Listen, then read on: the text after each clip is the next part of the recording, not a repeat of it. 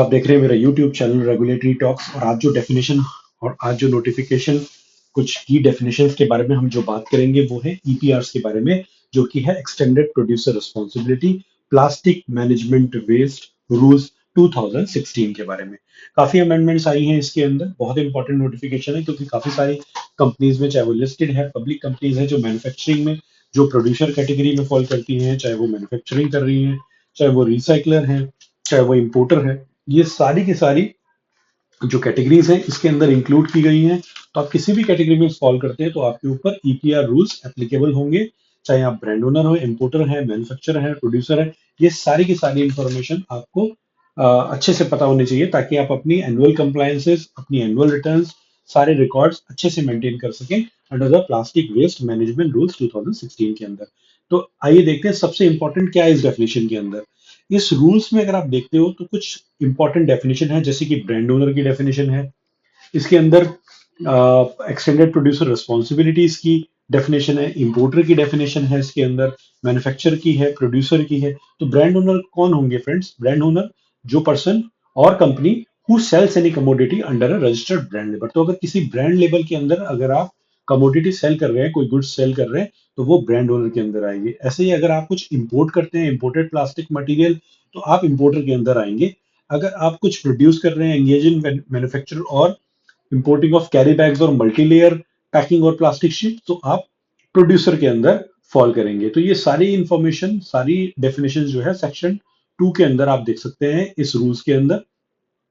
उसके साथ ही रजिस्ट्रेशन की डेफिनेशन, वेस्ट जनरेटर, काफी और इंपॉर्टेंट डेफिनेशन इस रूल्स के अंदर दी गई है।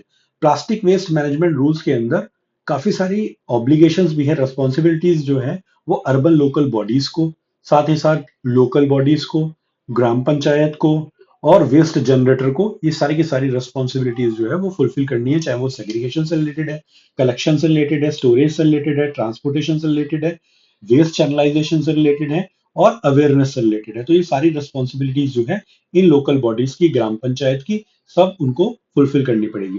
रिस्पॉन्सिबिलिटीज ऑफ वेस्ट जनरेटर, अगर कोई वेस्ट जनरेट कर रहे हैं तो उसकी भी इसके अंदर रिस्पॉन्सिबिलिटीज जो है वो दी गई है। ऐसे responsibilities of producer, importer and brand owner. तो ये तीन जो कैटेगरीज हैं वो बहुत इंपॉर्टेंट कैटेगरीज हैं इस रूल्स के लिए, प्रोड्यूसर, इंपोर्टर और ब्रांड ओनर। तो उनकी भी रिस्पॉन्सिबिलिटीज जो है वो इस रूल्स के अंदर बड़ी क्लियर कट दी गई है कि कैसे रिसाइकिल करना है, कौन सी प्लास्टिक्स यूज करनी है, कितने टाइम के अंदर यूज करनी है, कैसे उसको मैनेज करना है, कैसे चैनलाइज करना है वेस्ट को, कैसे मार्किंग करनी है, लेबलिंग की, कंपोजिट प्लास्टिक मटेरियल का क्या यूसेज है, ये सारी इंफॉर्मेशन अगर आप देखते हो, लेबलिंग की, मटेरियल की डेफिनेशन, सारा कुछ इसके अंदर आपका दिया हुआ है। साथ ही साथ 13 क्लॉज में, जो 13 इसका पॉइंट है, उसके अंदर रजिस्ट्रेशन ऑफ प्रोड्यूसर, रिसाइकलर और मैन्युफैक्चरर्स की भी डिटेल दी गई है कि कौन सा फॉर्म 1 फाइल करना है आपको, जिसके अंदर सारी डिटेल्स आपको देनी है रजिस्ट्रेशन लेने के लिए इस रूल्स के अंदर। तो अगर आप चाहे ब्रांड ओनर हो, चाहे आप इंपोर्टर हो, मैन्युफैक्चरर हो, प्रोड्यूसर हो,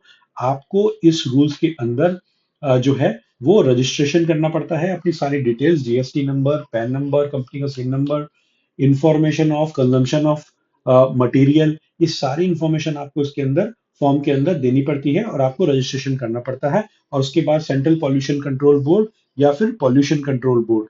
सो अगर आप एक या एक से ज्यादा, यानी कि अगर आप एक या फिर दो, मैक्सिमम दो, अगर आप लोकेशंस के अंदर आप अगर मैन्युफैक्चरिंग कर रहे हो या ऑपरेट कर रहे हो, तो आपको स्टेट पॉल्यूशन कंट्रोल बोर्ड से रजिस्ट्रेशन लेना होता है।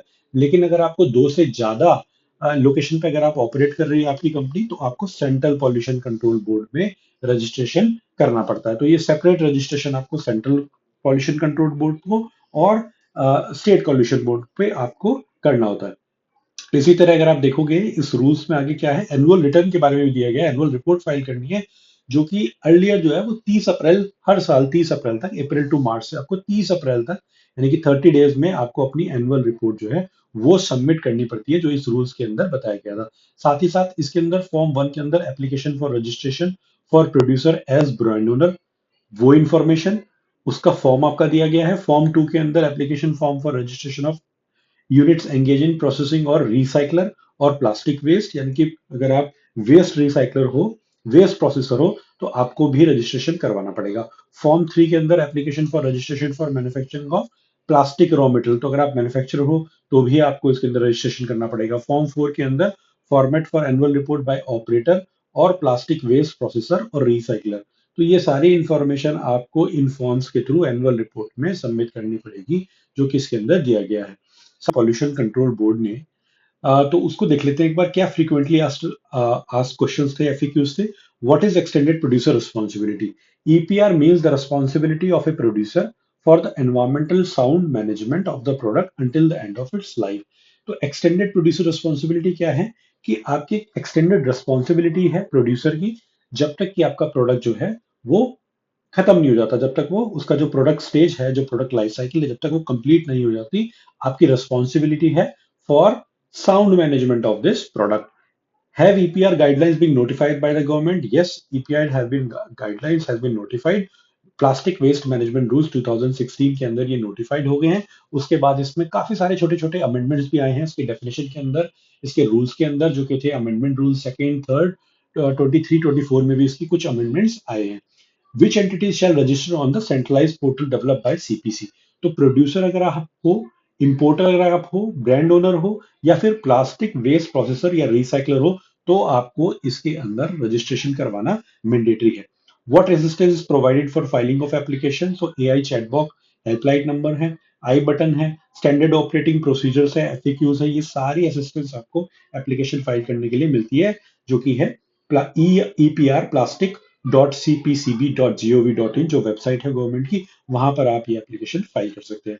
विच पीआईबीओ यानी कि producer importers brand owners are required to register? तो आर ऑपरेशनल वन और टू स्टेट, जैसे कि मैंने बोला था, अगर आप वन और टू स्टेट में है तो आप स्टेट पॉल्यूशन कंट्रोल बोर्ड पर रजिस्टर कर सकते हैं। Which PI are registered with CPC? तो सीपीसी में किनको रजिस्टर करना है? जो मोर देन टू स्टेट्स में अगर आप ऑपरेट कर रहे हैं तो आपको, या ऑपरेशनल है तो वहां पर आपको जो है वो सेंट्रल पॉल्यूशन कंट्रोल बोर्ड में भी अप्लाई करना पड़ेगा। तो जब आप वहां पर कैटेगरीज होंगे तो वहां पे आपको रजिस्ट्रेशन के टाइम पे ये डिटेल्स जो है वो मेंशन करनी पड़ेगी। What are the documents required for the KYC for registration? क्या डॉक्यूमेंट्स चाहिएगा हमारे को? उसमें कंपनी का पैन चाहिएगा, सिम नंबर चाहिएगा, जीएसटी नंबर चाहिएगा, और PDF copy of authorise person PAN number. तो जिनको भी हमने ऑथराइज कराया उनकी केवाईसी पैन आधार चाहिएगा उसको रजिस्टर करने के लिए, ऑथराइज पर्सन के लिए। What are the plastic packaging categories under the EPR? कौन कौन सी प्लास्टिक पैकेजिंग कैटेगरीज है? तो एक तो कैटेगरी वन, क्योंकि जब आप रजिस्ट्रेशन करेंगे या फिर जब आप एनुअल रिटर्न फाइल करेंगे तो आपको स्पेसिफिक कैटेगरी वाइज करना है, कैटेगरी वाइज आपको डिटेल सबमिट करनी रहेगी। तो ये प्लास्टिक पैकेजिंग कैटेगरीज जो है वो बहुत इंपॉर्टेंट है अंडर ईपीआर। तो पहली कैटेगरी है रिजिड प्लास्टिक पैकेजिंग, सेकंड है flexible plastic packaging of single layer or multi layer which has more than one or different types of plastic. Third is multi-layered plastic packaging, which has at least one pair of plastic, one layer of plastic, and at least one layer of other than material, which is other than plastic. और category 4 है plastic sheet or like used for packing as well as carry bags made of composite plastic. तो ये सारी की सारी guidelines आपको EPR के अंदर मिलती है। What is pre-consumer plastic packaging waste? Pre-consumer plastic waste means plastic packaging waste generated in the form of reject or discard at the stage of manufacturing of plastic packing and plastic packing waste generated during the packing of product, including reject discard before the plastic packaging reaches the end user consumer of the product. तो pre consumer plastic packing का मतलब क्या है? जितने भी आपका waste generate होता है, डिस्कार्ड होता है, रिजेक्शन होती है मैन्युफैक्चरिंग के स्टेट पे of plastic packaging and plastic packaging waste, जितना भी जनरेट होगा ये सारा आपका pre consumer plastic packaging waste माना जाएगा। What is post consumer plastic packaging waste? Post consumer plastic packaging waste means plastic packaging waste generated by the end user consumer after the intended use of packing incomplete and is no longer being used for any intended purpose. तो plastic packing packaging या plastic packing waste generated by the end user consumer जब waste generate करता है तो उसको post consumer plastic packaging waste कहेंगे। What is EPR target for producer and importer? तो EPR target is the plastic waste which is introduced in the market by the PIBO. Details given in the section 7 of the EPR guidelines में आपको वो targets मिलेंगे कि कितने percentage तक आपको EPR जो टारगेट्स है वो फुलफिल करने हैं every year. Whether all PIBOs are required to submit consent granted under air and pollution, all producers are required to submit the consent issued to their production facilities. Brand owners having their own production facilities are required to submit the consent. How much application fees and annual processing renewal fees is to paid for registration of PIBOs और PW. कितनी fees देनी होगी? अगर आप less than 1000 generate कर रहे हैं तो फिर आपकी 10,000 रुपीज फीस है।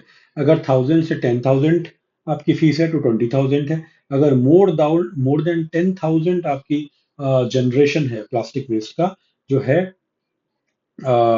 तो वो आपकी 50,000 है। तो ये सारी की सारी आपको फीस आपको एप्लीकेबल होगी basis your waste generation. Application fees for registration of PWP यानी कि plastic waste processor less than 200 है अगर आपकी प्रोडक्शन कैपेसिटी तो 5,000 रुपीज, अगर 200 से 2,000 है तो 20,000 रुपीज, और मोर देन 2,000 है तो 50,000 की आपको फीस एप्लीकेबल होगी फॉर रजिस्ट्रेशन। सिमिलरली रिन्यूअल अगर आपको करवाना है, जो रिन्यूअल होगा लाइसेंस वो फर्स्ट ईयर के लिए वैलिड होगा, और सेकंड जब आप उसको रिन्यू करेंगे तो उसके बाद वो 3 इयर्स के लिए वैलिड होगा। और renewal fees will be registration fees which is 25% of the application. तो जो फीस आपकी एप्लीकेशन फीस होगी वही आपकी रिन्यूअल फीस 25% उसकी मानी जाएगी। Our entity collects plastic waste. Do we need to register as PWP? Only entities engaged in plastic waste processing, recycling have to be registered as PWP. तो जो entities केवल plastic waste process कर रही है यानी कि रिसाइकल कर रही है, को प्रोसेसिंग कर रही है, वेस्ट वेस्ट टू ऑयल या फिर रिसाइकिल करके वेस्ट टू एनर्जी में कन्वर्ट करें, केवल उनको पीडब्ल्यूपी की डेफिनेशन में रजिस्टर किया जाएगा। What if PIBO has in house recycling unit for their packing plastic? तो अगर पीआईबीओ के साथ में अगर उनके इन हाउस ही रिसाइकलिंग हो रही होगी तो कैसे होगा? तो PIBO will have to register as PIBO and recycle both with relevant documentation. Credit can only be used for recycler and transaction of credits to PIBO shall be documented. तो credits मिलेंगे recycler के लिए and transaction of credit to PIBO. तो आपको दोनों में registration करवाना होगा और आपको ट्रांजेक्शन के रिकॉर्ड्स डॉक्यूमेंट जो है वो मेंटेन करना पड़ेगा जहां पर आप क्रेडिट्स अवेल करेंगे from your recycling unit. What are the documents required to register on the centralized portal if entity fails in more than one subcategory? Different email ID is required to register in each category. अगर आप 2 categories के अंदर fall करते हैं या 3 categories के अंदर fall करते हैं तो आपको different registration different email ID use करके लेना पड़ेगा। Company KYC document shall be the same for each category. What shall be the proportion of plastic waste in municipal solid waste in case of co-processing and incineration of plastic waste at co-processing and waste to energy plant? Equivalent quantity of plastic waste shall be considered for generation of EPR certificate. Characterization of waste may be carried out to determine the actual plastic quantity as per the report title Assessment and Characteristics of Plastic Waste Generated in 60cc. What shall be the proceeding in case of rejection of application? If the entity is operating in one or more state or more than 2 states, the applicant has to apply for fresh registration on the portal with the same login credential and repay the application fee as per the SOP. आपको बहुत अच्छे से ध्यान में रखते हुए अपनी application file करनी है, क्योंकि अगर आप दोबारा आपको रिजेक्शन होगी तो आपको रीपे करनी पड़ेगी फीस और दोबारा से आपको रजिस्ट्रेशन करना पड़ेगा। If entity is operating in 2 states, the application has to be apply fresh application on the stage in both the states. What shall be the liabilities of producer importer in case of concerned brand owners are currently not registered on the centralized EPR portal? The producer or importer may register on the said portal and their liabilities for fulfillment of EPR target to be adjusted during the filing of annual report on the portal if the concerned brand owner are currently not registered on the centralized EPR portal. What shall be the EPR liability of an entity if it falls under the category of brand owner as well as importer? The entity first has to register as a brand owner and provide the entire detail in terms of plastic waste generation, including imported plastic by the firm. After registration as brand owner, the entity shall register as importer, provide details of imported plastic and imported material sold to the said brand owner. Therefore, zero liability has to be fulfilled by the firm as importer, क्योंकि आपकी जो liability है वो brand owner में आ जाएगी, तो आपको importer as an imported कोई लाइबिलिटी नहीं करनी पड़ेगी fulfil.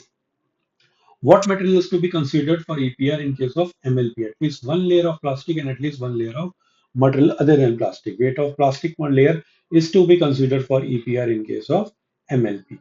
What is the EPR liability associated with third party manufacturer of product? If the third party does not have a brand name associated with them, the EPR liability are to be taken care by the concerned brand owner or producer to whom the product is being sold. तो जिनसे related होगा केवल उन्हीं को bond करनी है। अगर कोई आप थर्ड पार्टी के थ्रू प्रोडक्शन करवा रहे हैं या मैन्युफैक्चरिंग करवा रहे हैं तो उनकी कोई लाइबिलिटी नहीं होगी। The liability will be of brand owner और producer. What is the definition of operations for PIBO? Operation means the selling of plastic packaging products or products with plastic packaging or carry bags or multi-layer packing or plastic sheet or like into the Indian market. What is the definition of raw material for brand owners, producer, and importer? Raw material for brand owner and importer is the plastic packaging of products or carry bags or multi-layered packing or plastic sheet or like. For the raw material for producer is resin granules being used to manufacture carry bags or multi-layered packing or plastic sheet or like. Do PIB who have obtained a valid CPC or SPCB or PCC registration also need to apply on the centralized EPR portal? All the PIBOs need to apply on the centralized PO portal with the necessary application fee. Are units engaged in export exempted from fulfilling EPR? Yes, export oriented units अगर हैं तो वो EPR में आपकी applicable obligation नहीं है, तो उनको exemption मिलती है. Which category of PIB are exempted from the fulfilling EPR obligation? MSMEs are exempted from EPR obligation. We do not have import plastic material, but products with plastic packing. So what information should we submit under 8A and 8B?